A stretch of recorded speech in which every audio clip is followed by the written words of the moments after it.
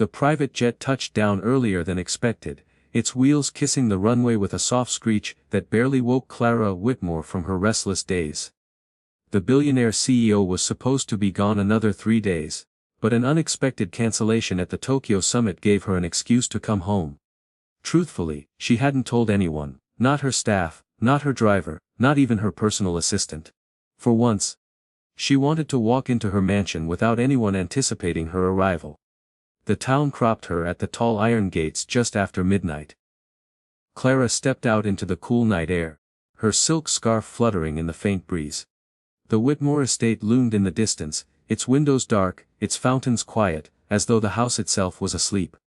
Normally, the staff prepared everything for her arrivals, lights on, dinner waiting, the air scented with roses. Tonight, all was still, and that suited her perfectly. Her heels clicked softly against the marble steps as she approached the great oak doors. She pushed them open herself, wincing at the faint creak.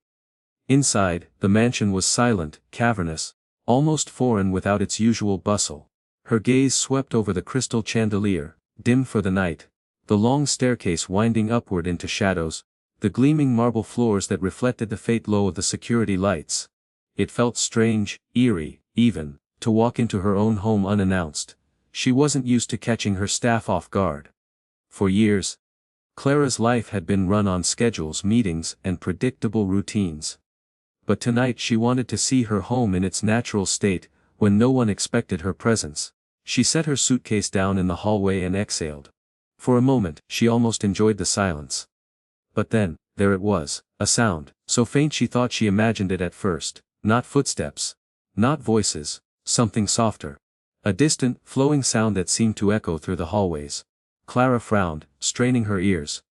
It wasn't the hum of machinery, nor the quiet rumble of the fridge. No, it was something alive, something deliberate. Music. Her brows knitted together. Who in her house was playing music at midnight? The tune was muffled but unmistakable. Notes rose and fell gently, weaving into a melody that tugged at her memory, almost painfully so. She hadn't heard that song in years. Not since her mother had played it in the very same mansion, on the very same piano. A piece so intimate, so personal that Clara felt her breath catch in her throat. Her pulse quickened. Was she imagining this? A trick of her exhausted mind? No, the sound was real, growing clearer as she followed it past the grand staircase. Down the west wing corridor toward the music room.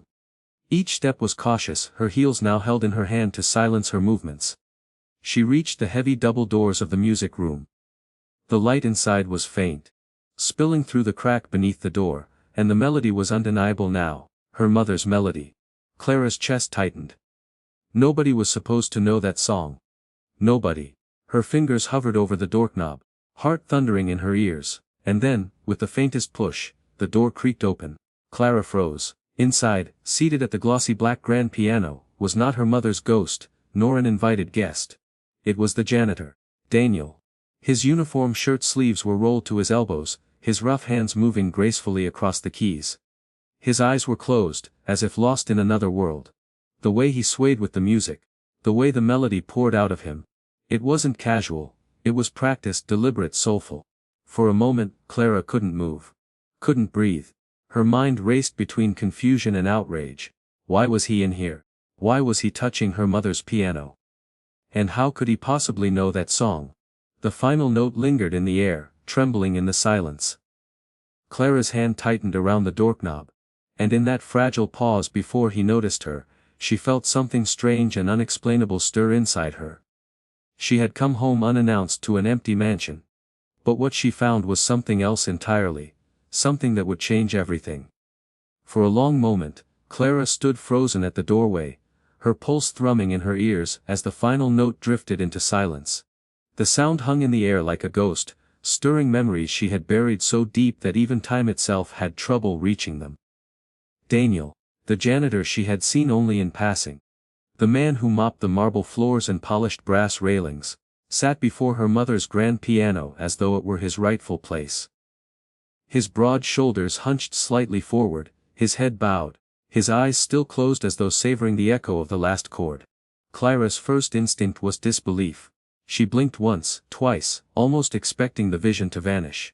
But no, the reality stayed fixed. Her employee, dressed in faded navy work clothes and worn shoes, was seated at her piano, fingers still hovering above ivory keys as though they belonged there.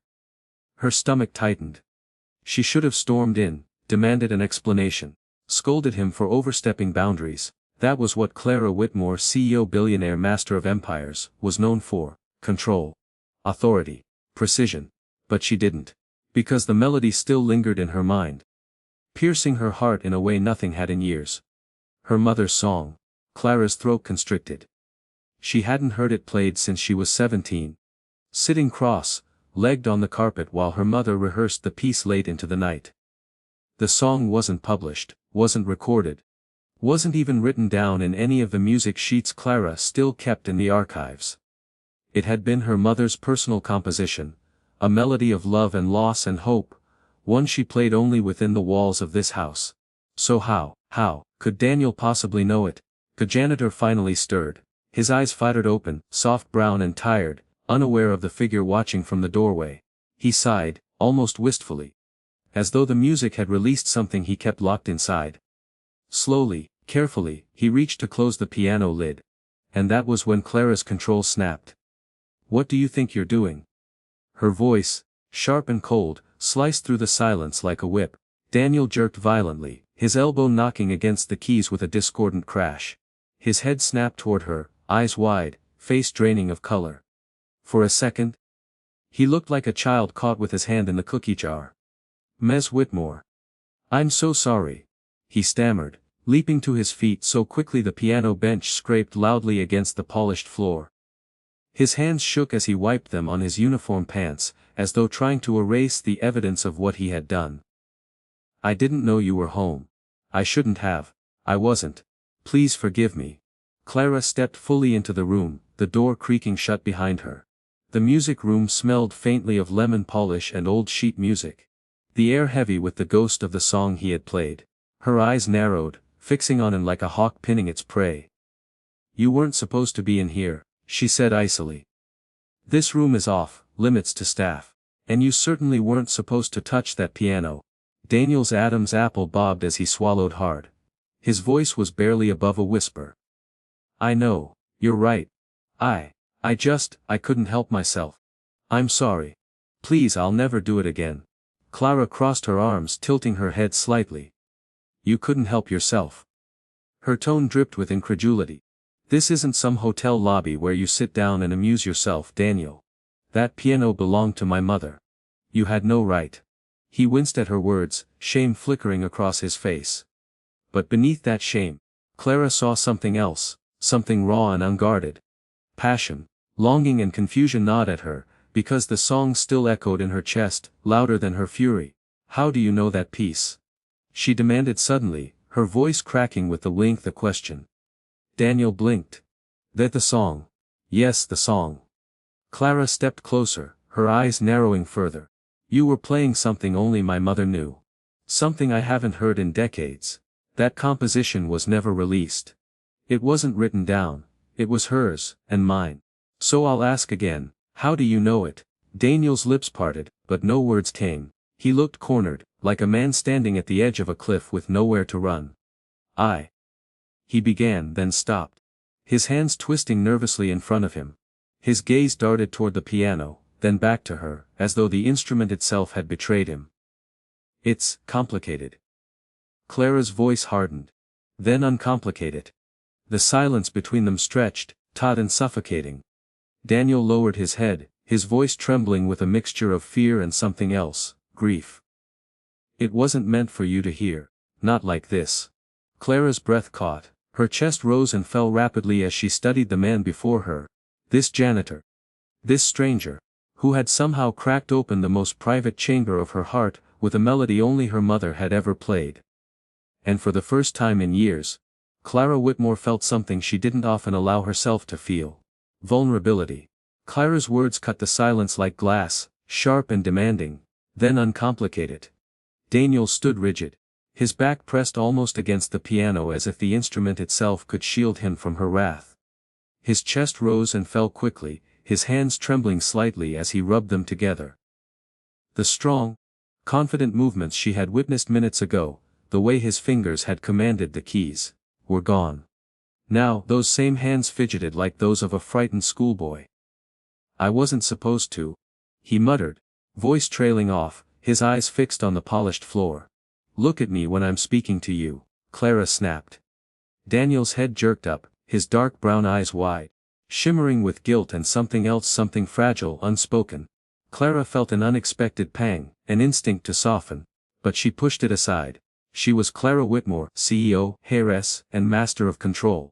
No janitor had the right to trespass into her mother's sanctuary. "Explain yourself," she pressed, her voice low but commanding. "That song. Where did you learn it?" Daniel opened his mouth, closed it, then tried again. "I never meant for you to hear me. I only play when the house is empty, when I'm sure no one's around. It helps me remember who I used to be." The Clara narrowed her eyes. "Who you used to be?" He nodded, hesitating before he continued. "Before this job. Before life took everything I worked for. I used to be a music teacher." His voice cracked, the confession escaping him like a secret he had carried too long. Clara's lips pressed into a thin line, her arms crossed tightly across her chest. "That still doesn't answer my question. That song, you played it perfectly. How do you know it?" Daniel's jaw clenched, he glanced at the piano, as though hoping it might rescue him. "Years ago, I came across sheet music. Old, handwritten. It wasn't in any book or collection I knew. A child brought it into the community center where I taught. She said her family had donated a box of things to the center, after a wealthy woman passed away. Your mother's name was scribbled faintly in the corner of one page." Clara's heart skipped. A flash of memory struck.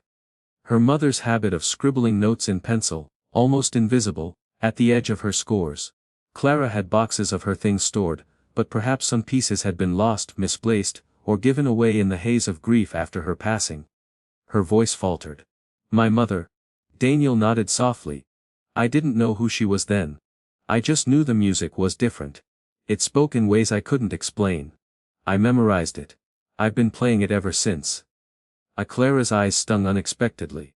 She turned slightly, hiding the shimmer of tears that threatened to betray her iron exterior.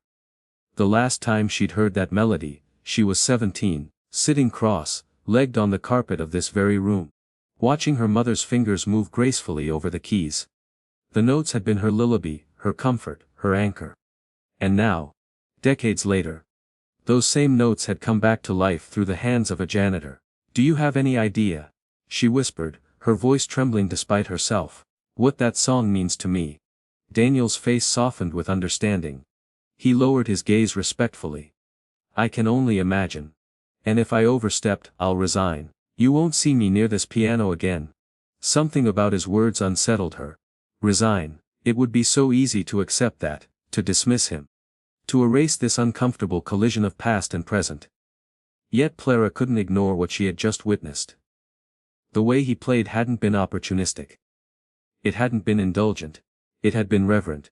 "You shouldn't be in this room," she said again, though her tone lacked the venom it once carried. "I know," Daniel admitted softly. "But music is all I have left of who I was. I didn't mean disrespect. I only wanted to keep something alive." Clara's eyes fixed on him, her sharp CO instincts battling with something tender inside her chest. This man, this janitor, had no reason to risk his job just to play a forbidden piano, and yet he had, not for money, not for vanity, for memory, for love of music itself. She stepped closer, her heels clicking softly on the marble.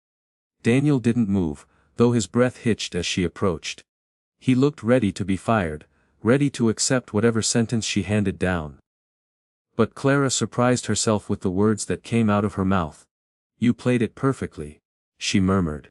Daniel's eyes widened in disbelief. "What?" "The song," Clara clarified, her voice gentler now, though her posture remained firm. "My mother's song. You played it exactly as she did. Even I couldn't replicate it without her guidance." For the first time, Daniel's lips curved into something almost like a smile, sad, hesitant, but genuine. "That's because it was written to be felt, not just played. Some music it teaches you itself." Clara inhaled sharply, startled by how true that sounded. For years, she had distanced herself from her mother's memory, burying grief under boardrooms and business deals. And here was a janitor reminding her of a truth she had long forgotten. She swallowed hard, struggling to reassemble her mask of authority. "This conversation isn't over," she said finally, retreating a step to regain control. "I want to know more. Tomorrow. You'll explain everything, how you found it, what you know. Do you understand?" Daniel nodded quickly, relief and dread mingling in his expression. "Yes, Miss Whitmore. Whatever you ask." Clara turned toward the door, but not before casting one last glance at the piano. Its surface gleamed under the soft light, the keys still vibrating with memory. She clenched her fists, fighting the storm inside her.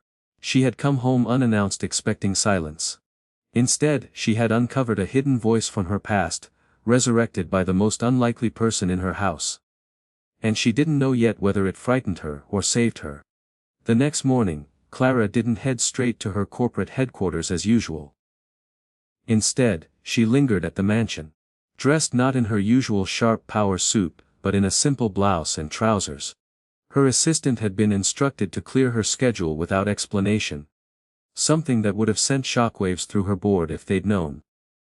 But Clara wasn't thinking about business. She couldn't stop hearing the melody. All night, she had tossed in bed, her mother's song weaving through her dreams. She remembered being a little girl curled up on the velvet bench beside the piano, watching her mother's slender hands dance across the keys. The song had been her lullaby, her comfort, her safe place. And then, after her mother's passing, silence, until last night, she needed answers. At precisely 9 in the morning, Clara summoned Daniel. He arrived nervously at the study. Still in his janitor's uniform, cap in hand, he looked awkward in the lavish space, dwarfed by the high shelves filled with leather-bound books, the massive desk of dark mahogany, the oil paintings of Whitmore ancestors staring down at him. "You asked to see me, Miss Whitmore." His voice was cautious, respectful, but there was a tremor in it. Clara gestured to the chair opposite her desk. "Sit." He hesitated, as though unsure if he was truly allowed. Only after she raised an eyebrow did he lower himself onto the edge of the seat, back straight, hands folded tightly together. Clara studied him for a long moment, tapping her manicured nails against the desk. Finally she spoke. "Tell me everything. About the music. About you." Daniel swallowed hard, his gaze fixed on his hands. He nodded slowly, as though gathering courage. "I grew up in a small town," he began, his voice low but steadying with each word. "We didn't have much. My father worked at a factory. My mother cleaned houses. But we had an old upright piano, second-hand, barely in tune. I fell in love with it when I was 6. By the time I was a teenager, I knew I wanted to teach music, not just play it. To teach it. To give others what that piano gave me." His lips curved slightly at the memory. "I worked my way through school. Studied music education at the community college. Started teaching at the youth center in the city. Those kids. They came from nothing, some of them from broken homes, some with no one to believe in them. I taught them that music could be an anchor. That it could speak when words failed." Clara listened silently, her fingers steepled beneath her chin. "One day," Daniel continued, "girl came in with a box of donated sheet music. Most of it was old, yellowed, half falling apart. But buried in the stack was something different. Handwritten pages. Faded pencil marks. A melody unlike anything I'd ever heard. It had stopped me in my tracks." His voice softened, reverent. "That was your mother's piece, wasn't it?" Clara nodded faintly, her throat too tight for words. "I couldn't let it disappear into dust," Daniel said. "So I memorized it, note by note, not to steal it, not to claim it, but because it was too beautiful to lose. Whenever I played it, the kids would go quiet, like they could feel what the music was saying. I didn't know the story behind it. I just knew it mattered." He paused, his face shadowed now. "Then my father got sick. I quit teaching to take care of him. The medical bills, they destroyed us. I sold my piano. When he passed, I was left with debts and siblings to feed. I took whatever work I could find. Janitorial jobs. Night shifts. Anything steady. Music." He exhaled shakily. "Music became something I played in secret, when no one was watching. Just to remind myself I was still me." Clara felt her chest tighten. This man, this janitor, had been carrying not just her mother's music but his own shattered dreams. "Why the piano in my house?" she asked, though her voice lacked its former sharpness. Daniel looked at her. His gaze finally meeting hers with quiet honesty. Because it's the only real piano I've had access to in years. The sound, the feel, it's alive. And when I sit there it feels like I get a piece of my old life back. I never meant disrespect, I swear, Miss Whitmore. I just needed it. Silence fell between them, heavy but not hostile. Clara leaned back in her chair, her mind reeling. She had built empires, crushed competitors, commanded armies of executives. Yet here was a man who had nothing, who should have been invisible in her world. And somehow, he had carried her mother's legacy farther than she ever had. Her voice, when it came, was softer than she intended. My mother, she believed music was meant to heal. She played that song for me when I was afraid. When the world felt too heavy. I thought it died with her. And yet you kept it alive. Daniel's eyes glistened. He looked down, his voice barely audible. Then maybe I did something right after all. Clara's throat tightened. She blinked quickly, unwilling to let tears betray her authority. But for the first time in years, she didn't feel like a CEO. She felt like a daughter, sitting once more in her mother's music room, listening to that song. And Daniel, the janitor who wasn't supposed to matter, was the one playing it back to her. Clara didn't immediately respond. She sat in silence, her gaze lingering on Daniel as if she were seeing him for the first time. The man who had always blended into the background, sweeping hallways, polishing mirrors, collecting trash bags, suddenly felt larger than life, not because of his job, but because of the truth he had carried in his heart all this time. Her mother's song. Alive because of him. The study, usually a room of hard negotiations and cold contracts, now pulsed with something unfamiliar to Clara: vulnerability. Finally, she rose from behind her desk. Her movements were measured, elegant, as always, but softer now. Less guarded. Daniel instinctively stood as well, his cap twisting nervously in his hands. Come with me, Clara said simply. He hesitated. Ms. Whitmore. That wasn't a request. Her tone had regained its steel, but beneath it was something gentler, almost inviting. Daniel followed quietly as she led him down the long corridor. Their footsteps echoed against marble until they reached the west wing. Clara paused before the music room doors, her hand resting lightly on the handle. When she pushed them open, the piano gleamed under the morning light streaming through tall windows. Dust motes sparkled in the air, the room alive again after years of silence. Clara stepped aside, gesturing to the instrument. Play, she said. Daniel froze. His brow furrowed, confusion and fear crossing his face. I don't think I should. Clara's eyes softened, though her voice remained firm. You kept my mother's song alive when I couldn't. Now I want to hear it again. Please. That final word, please, seemed to dissolve whatever protest lingered in him. Slowly, reverently, Daniel crossed the room and lowered himself onto the bench. He ran his fingers lightly across the keys, almost as if asking the piano's permission. Then, with a steady breath, he began. The first notes rose gently, filling the air with that familiar melody. Clara's chest tightened instantly, tears stinging her eyes before she could stop them. She closed the door behind her and leaned against it, letting the sound wash over her. Her mother was here. Not in body, but in spirit, in memory, in every note that Daniel coaxed from the piano. The song swelled, rising and falling like waves against the shore. Daniel's rough, calloused hands moved with surprising grace, his face lost in concentration. His body swaying slightly with the rhythm. It was not just playing. It was devotion, prayer, remembrance. Clara's vision blurred. She pressed a hand to her mouth, trying to stifle the sob that threatened to escape. Years of bottled grief, of walls built high around her heart, crumbled under the weight of that song. She saw herself again at 17, clinging to her mother's presence, not knowing it would soon be gone.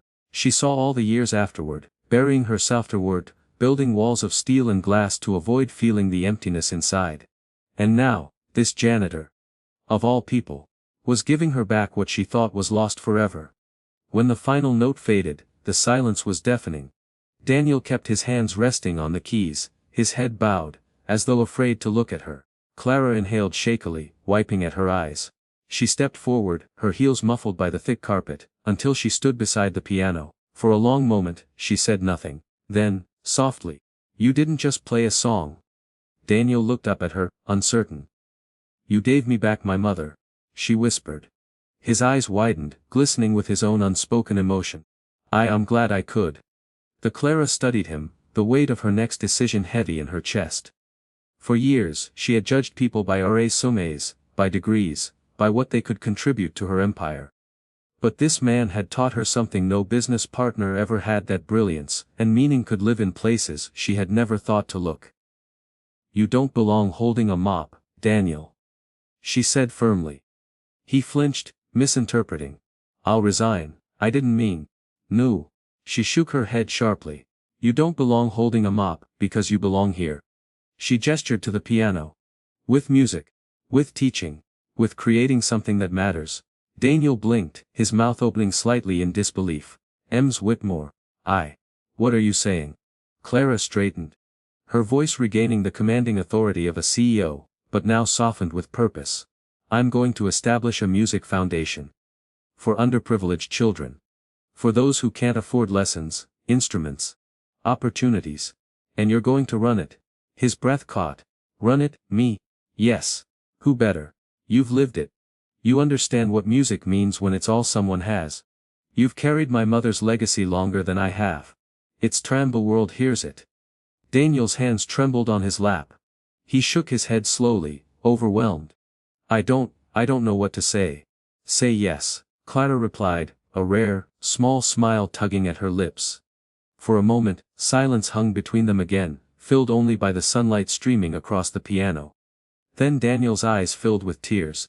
He bowed his head, his voice breaking. Yes, the Clara exhaled, relief and something deeper settling over her.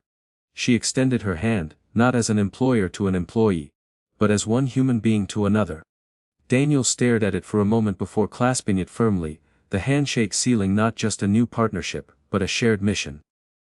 As they stood there, the piano between them, Clara realized something extraordinary. She had come home expecting solitude, expecting the same cold emptiness that had followed her for years. Instead, she had found music. She had found memory. She had found purpose. And it had come not from the boardroom, not from the empire she had built, but from the janitor who had dared to play a forbidden piano. That night, as she lay in bed, Clara no longer heard silence. She heard her mother's melody echoing in her mind, alive and eternal. And she knew this was only the beginning.